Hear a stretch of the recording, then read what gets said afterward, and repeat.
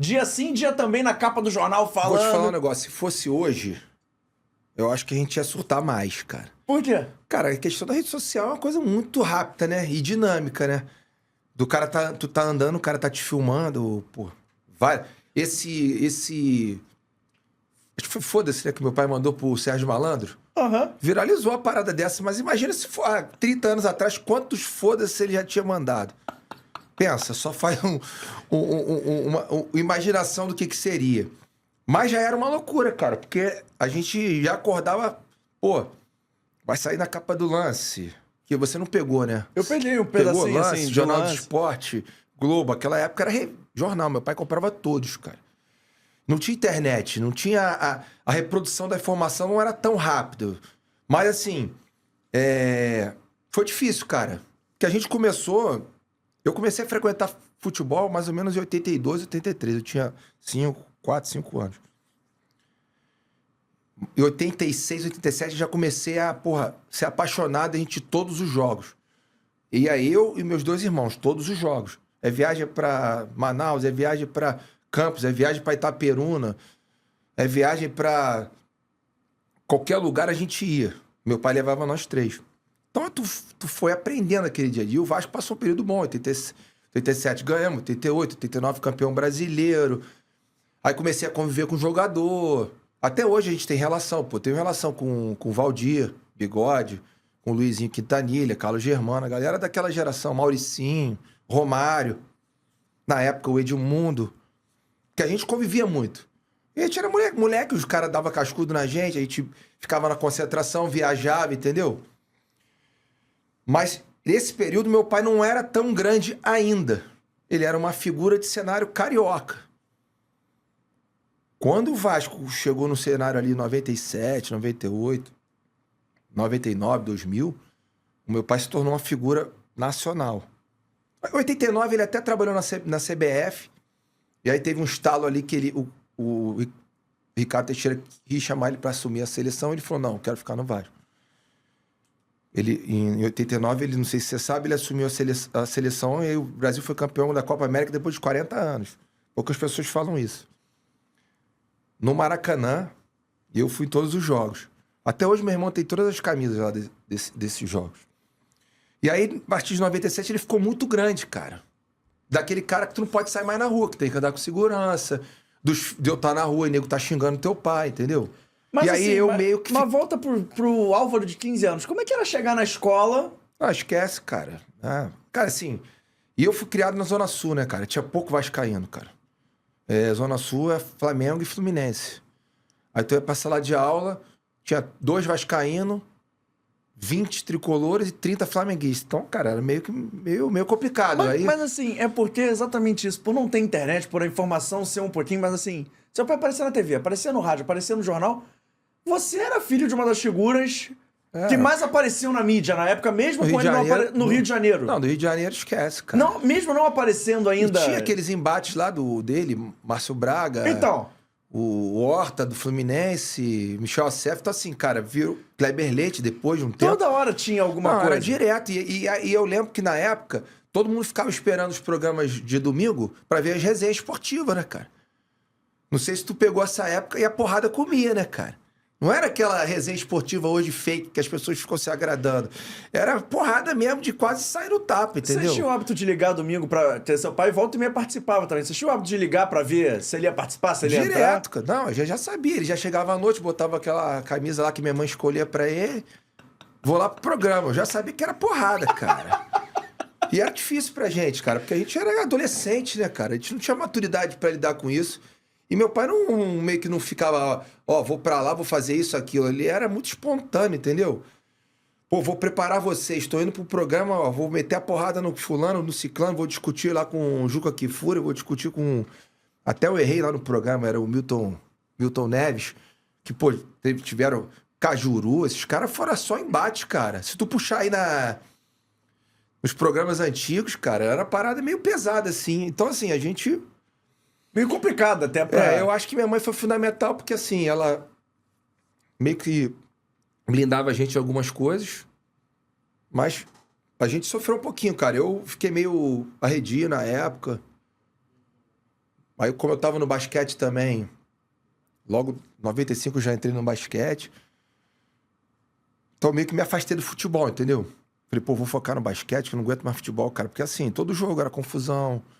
Sabe como é que é isso? Você vive hoje futebol no dia a dia, as pessoas passam da normalidade, cara.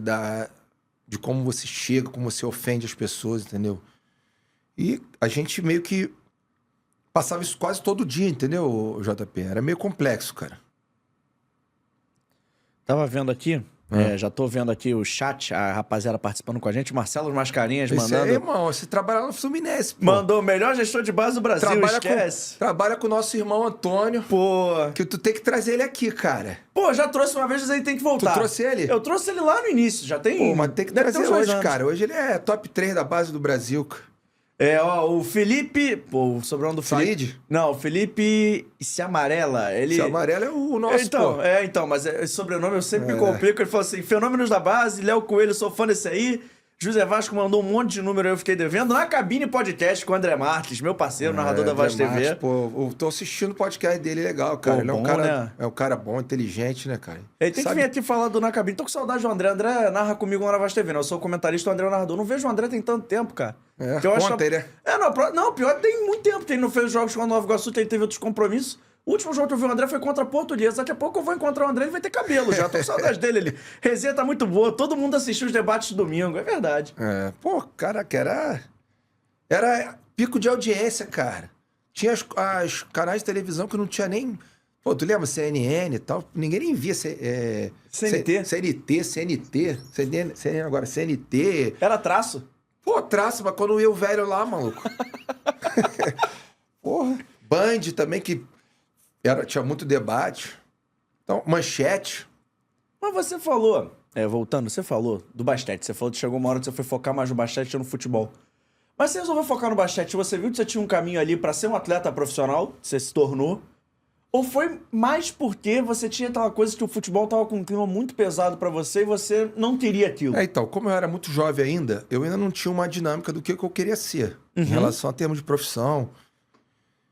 E eu fazia basquete no colégio e tal. Eu tinha um amigo Luiz André, que era o meu professor lá, e ele me indicou pro Fluminense. E eu fui falar com o Coroa, pô. Falei, pô, pai, os caras do Fluminense querem que eu vá treinar lá em Laranjeiras. Pô, eu morava do lado, né? Ele esquece. Filho meu não vai jogar no Fluminense. Eu falei, cara, mas eu quero jogar basquete. Sim, na época eu adorava basquete. A NBA tava no auge ali, Michael Jordan e tal. Ele, pô, mas então tu vai jogar no Vasco. Eu falei, pô, pai, não tem como jogar no Vasco, não. Como é que eu vou pra São Januário, cara? E na época, assim, playboy, né, cara? Pô, pegar ônibus pra São Januário. Eu falei, pô, não vou. Não vou. Aí ele, não, tu vai, não sei o quê.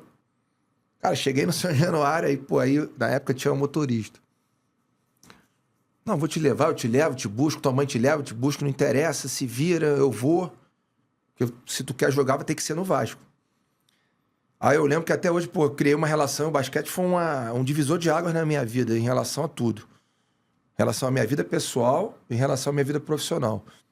Porque ali eu criei uma identificação com o esporte, em relação a todas as vertentes que é o esporte, em relação à disciplina, em relação à coletividade, em relação a você conseguir conviver em grupo com pessoas de classes diferentes da tua.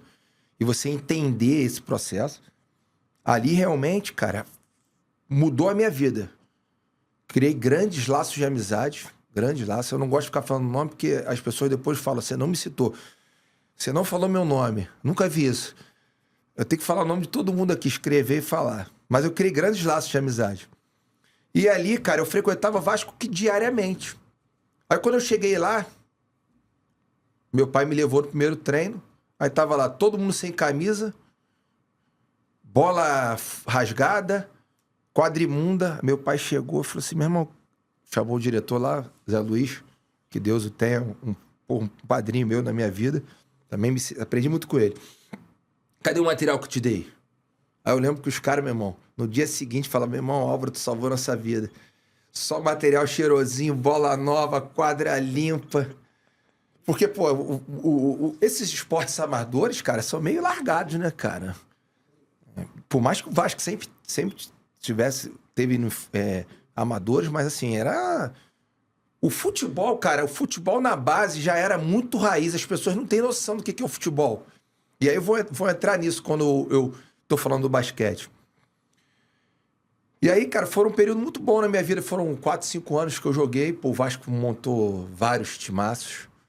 Pô, eu aprendi muito com pessoas referências hoje no basquete. Pô, o Demetrios hoje é treinador. O Rogério trabalha com basquete. Elinho hoje é treinador do Franca. Ricardinho.